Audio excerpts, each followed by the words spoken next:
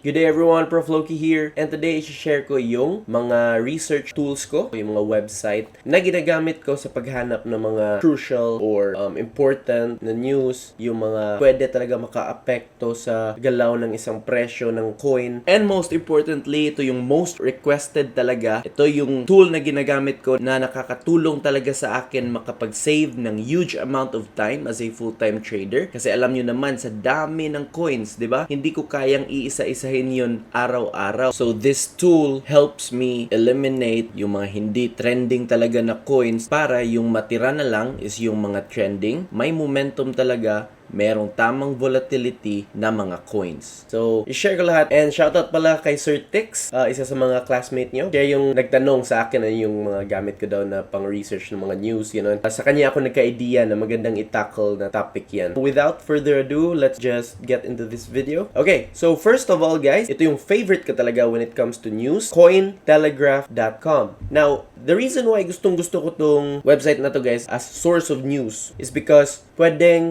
mong hanapin yung specific na news para sa isang coin. For example, Bitcoin, Ethereum. So, the moment na i-click mo yung Bitcoin, yung mga news na lalabas lang is yung mga articles regarding Bitcoin. So, ito yung mga current or latest na mga article regarding the coin na napili mo. Now, ang gustong-gusto ko dito guys is from the latest news down to the older news. So, as you can see, 3 hours ago, ito 4 hours ago na, later on, 5 hours. Ganun. Okay, now back to the home page. Click nyo lang to, right? So dito, meron din kayong choice. You can either choose this editor's choice or hot stories. Ang kagandahan sa editor's choice, guys, is mostly or most of the time, animated siya. So very, very entertaining. And isa rin yan sa mga perks of using Cointelegraph as your source of news is because mas graphic siya eh. Mas maganda siyang basahin, hindi nakakaumay. And parang nasa-summarize talaga nila yung mga importanteng mga bagay about the article. Hindi na masyadong mahaba. So for example, I'm gonna go to hot stories and then I'm just gonna go with this one. This sounds interesting. 21 hours ago, andito yung gaano ka-fresh yung news. So, kahit ano man yung verdict ko kumbaga dyan, kung ano yung bottom line yan, ilalapag ko. Nag-create ako ng channel sa Discord natin bago to. So, news and research. Blanco pa yan. So, dito ko ilalapag din yung mga news natin. Personal na take ko talaga regarding that news.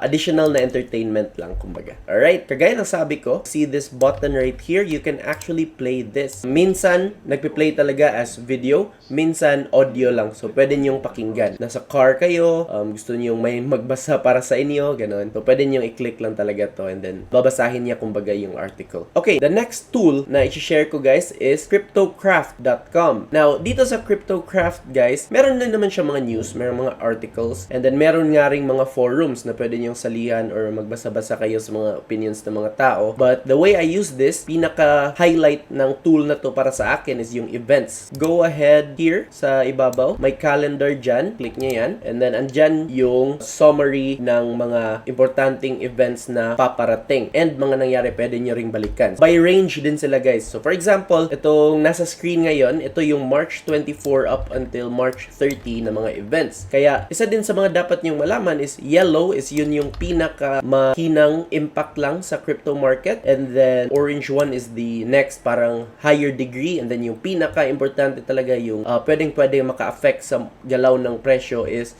yung mga red. Now, in terms of results naman, punta tayo dun sa mga may results na talaga. Pwede nyo rin i-click yung folder if you wanna know the description of that news. Ano ba yung ibig sabihin ng US CFTC, ganyan. So, ini-explain nila sa mga folder na yan. Pwede nyo iisa-isahin yan. Next is yung actual. Yan yung resulta ngayon. Yung forecast is yung prediction, and then yung previous is yung, of course, the previous result. Minsan kasi guys, ang pinagkukunan lang talaga ng base is yung forecast. If yung actual is more than the forecast, then ang mangyayari dyan is depende. Hindi magkatulad. So, make sure, kagaya ng sinabi ko, itong mga folder na to, very, very important. Kasi, for example, click natin dito sa usual effect, ito, meron dyan, if actual is less than the forecast, then it is good for crypto daw. So yan, meron na kayong idea. Now, hindi yan palaging ganyan. Merong if actual is more than the forecast, then that is good for crypto pa rin. So, ganun. So, make sure na sign nyo rin yan kasi iba-iba yung impact ng mga events na yan, guys. Okay, and lastly, for Cryptocraft, guys, make sure na yung time zone nyo is naka +8. Okay, so dito, sa time na to, click nyo lang yan. Then, this one right here.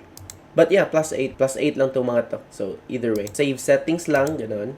Yan. Babagay na siya sa time zone kung saan kayo. Okay, now on to the next tool. Punta na tayo kay cryptobubbles.net. Okay, so crypto and then bubbles, merong S, cryptobubbles.net. Lalabas tong, syempre, bubbles, crypto bubbles. So, ano ba yung significance ng bubbles na to? Yung pinakaunan yung dapat gawin is this one right here, itong nasa itaas. Ito yung platform para ma-filter out yung ibang platform. So, of course, I use Bybit. Bybit lang ang naka-check dyan. Ang kagandahan dito is sinisave niya. Kita mo tong plus button na to. Pwede kang gumawa ng ibang mga ganito para one click away ka na lang every time you open this website. Okay, now, let's say na gagawa ko ng bago. Ganyan. Now, ano ba yung ibig sabihin? I-explain ko to isa-isa. So, itong performance sa bubble size na section, guys, ang kinoconsider niya is yung average na consistency ng coin and then yung dominance din niya kontra sa buong market talaga. So, gaano siya consistent? Let's say, nag-dump yung market but siya merong kaunting dump but out of all the coins, siya yung nanaig. Ganyan niya minimeasure yung size. Kita niyo dito, may malaking bubbles. Then, inside the bubble, guys, andyan yung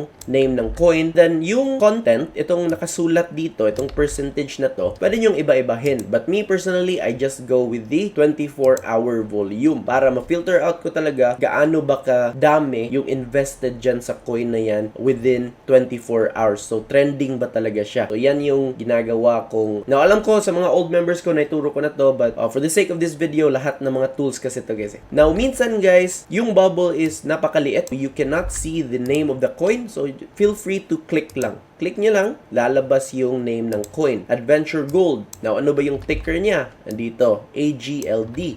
And ano yung presyo niya? Andito rin. Next, the way na minamaximize ko rin ang tool na to is when nagda-dump si Bitcoin, guys, and then yung BTC dominance is going down. So, that means that's very good for altcoins, di ba?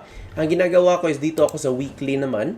And then, yung nagsa-stand out, tinitake note ko, for example, token, KRL, and ONDO. Speaking of ONDO, di ba? Kaya napakaganda ng entry natin dito. Kinare ko yung mga binili ko sa spot, di ba? So, congrats sa mga nakasabay doon. After ko mag-check sa weekly, guys, ito yung settings, ha? Week, performance, 24 hours, and then performance ulit. Now, punta tayo ulit dito, same tool but ibang feature niya. Specifically for dominance talaga, for you to make sure na dominant ba talaga siya for the past 24 hours, weekly, ganon, you can always do one more preset. Ganito yung ano niya, settings. So, weekly, then 24-hour volume pa rin yung content, but yung bubble content is dominance. Kaya yun, andyan nga, perfect example is yung Doge. Kaya napakaganda din ng entry natin ng Doge. Pwede nyo rin tong gamitin pala, guys, for day trading and scalping. Now, for my micro trend, ito yung settings ko. Hour, performance, 24-hour volume, and then performance ulit. Okay, so pwede nyo kopyahin yan. Now, napakaraming feature talaga actually ng website na to, guys. For example, i-click natin si KRL. Makikita niya dito if you click the yearly chart, dito yung all-time low niya, all-time high, and then magkano na yung market cap niya. Very, very versatile na tool, no? Kaya yun, that's how I filter out the market. Tingnan niya dito sa right side, guys. Yan. So, if you extend that, andyan yung ngalan ng mga coins, gano'n. Alright, summarize natin, ha. Ang ginagawa ko, ito yung routine ko, kumbaga. Pumupunta ako sa crypto bubbles para i-filter out yung mga hindi ko magugustuhan na mga coins para maliit na lang yung matira na gagawan ko ng technical analysis. And then, yun, let's say na nagte-technical analysis na ako, ito yung final na list ng mga coins na nakapasa sa criteria na gusto ko. So, nag-technical analysis na ako, and pagkatapos ko mag-technical analysis, I establish my levels. So, nagsiset ako ng alarm or alerts dun sa mga key levels ko, kung saan ko gustong mag-materialize yung mga presyo. Then, syempre, alam nyo na yung routine natin. Pagkatapos na may mag-materialize na setup si Prof, of course, ilalapag ko dito sa core signals yung mga long-term na trades natin, and yung mga scalps and day trades natin ay nilalapag ko dito naman sa short-term signals. And then, kitang-kita nyo naman sa results, we've been killing the market lately. So, congrats to all. Hopefully, this video helped you somehow na marunong na kayong mag-research ng mga fundamentals and marunong na rin kayong mag-filter out ng mga coins na hindi magandang i-trade as of the moment. So, yun. If gusto nyong sumabay sa mga trades ko, sa mga signals ko, at sa mga iba pang free benefits na binibigay ko feel free to join my Discord community. Ilalapag ko lang yung invite link sa description down below. And speaking of Discord, isang malaking shoutout pala sa lahat kasi umabot na tayo ng 4,000 members. Alright? I appreciate every single one of you talaga, guys. Thank you all for your support. And yun lang, sabay-sabay lang talaga tayo umangat. Hopefully marami pa tayong matulungan. And if nagustuhan niyo yung video na to, alam niyo yung minsan lang ako naglalapag sa YouTube. Doon ko nilalapag mostly yung mga recorded videos ko sa Discord namin. So if you enjoyed this video, consider joining our Discord community talaga. Alright? ProfLoki out. Thank you guys for tuning in. See you guys on the next one. Peace.